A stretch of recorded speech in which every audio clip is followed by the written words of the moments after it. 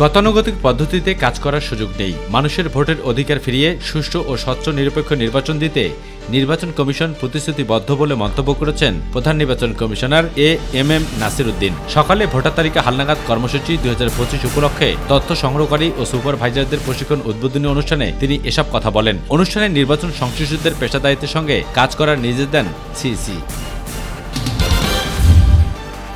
বাংলাদেশ সেনাবাহিনীর পদাতিক ব্রিগেড গ্রুপের শীতকালীন ম্যানুভার অনুশীলন প্রত্যক্ষ করেছেন অন্তর্বর্তীকালীন সরকারের প্রধান উপদেষ্টা ডক্টর মোহাম্মদ ইউনূস।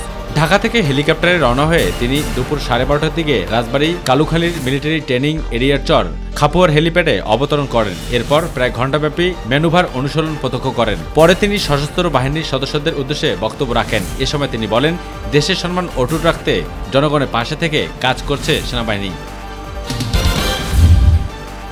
বিএনপির ভারপ্রাপ্ত চেয়ারম্যান তারেক রহমানের বিরুদ্ধে দায়ের করা চাঁদাবাজির 4টি মামলা বাতিল করে হাইকোর্টের রায় বহাল রেখেছে আপিল বিভাগ। হাইকোর্টের রায়ের বিরুদ্ধে রাষ্ট্রপক্ষে দায়ের করা লিভ টু আপিল খারিজ করে রোববার বিচারপতি মোহাম্মদ আশফাকুল ইসলামের নেতৃত্বে 4 বিচারপতির আপিল বেঞ্চ এ আদেশ দেন।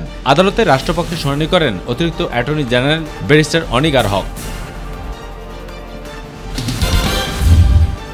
নির্বাচন বিলম্ব করার যেকোনো কৌশল জনগণ প্রত্যাখ্যান করেছে বলে মন্তব্য করেছে বিএনপির স্থায়ী কমিটির সদস্য সালাউদ্দিন আহমেদ। বিমানবন্দরের সাংবাদিকদের সাথে আলাপকালে তিনি এ মন্তব্য করেন। সালাউদ্দিন বলেন, বিএনপির ভারপ্রাপ্ত চেয়ারম্যান তারেক রহমান এখনও দেশে ফিরে আসার পরিবেশ তৈরি হয়নি, তবে খুব শীঘ্রই তিনি দেশে ফিরবেন বলেও আশা প্রকাশ করেন সালাউদ্দিন আহমেদ। সচিবালয়ে আগুনে ক্ষতিগ্রস্ত 7 নম্বর ভবন খুলে দেওয়া হয়েছে। 9তলা ভবনের পুড়ে যাওয়া 4টি তলা ছাড়া বাকি 5 তলার অফিস শুরু করেছেন কর্মকর্তা কর্মচারীরা। আগুন লাগার পর থেকে উপদেষ্টা এবং সচিব ছাড়া অন্য কারো গাড়ি সচিবালয়ে প্রবেশ করতে দেওয়া হচ্ছিল না। রোববার থেকে অন্য কর্মকর্তা কর্মচারীদের গাড়িও প্রবেশ করতে দেওয়া হচ্ছে। ফলে আগুন লাগার 11 দিন পর অনেকটি স্বাভাবিক হল সচিবালয়। গাজা ভূখণ্ডের 30টির বেশি স্থানে ইসরায়েলি হামলায় নিহত হয়েছেন অন্তত 70 ফিলিস্তিনি। এ নিয়ে প্রায় 15 মাস ধরে চালানো ইসরায়েলি হামলায় নিহত ফিলিস্তিনির সংখ্যা 45,650 জনে ছাড়িয়েছে।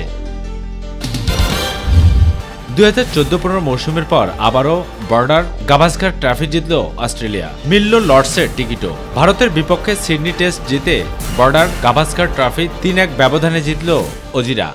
সিডনি টেস্টের তৃতীয় দিনের শুরুতেই 157 রানে অলআউট হয়ে যায় ভারত। তাতেই অস্ট্রেলিয়ার লক্ষ্য দাঁড়ায় 162 রানে। 6 উইকেট হাতে রেখে সেই লক্ষ্যে পৌঁছে যায় অজিরা। ফলে 10 বছর পর বর্ডার গাভাস্কার ট্রফি ঘরে তুলল অস্ট্রেলিয়া।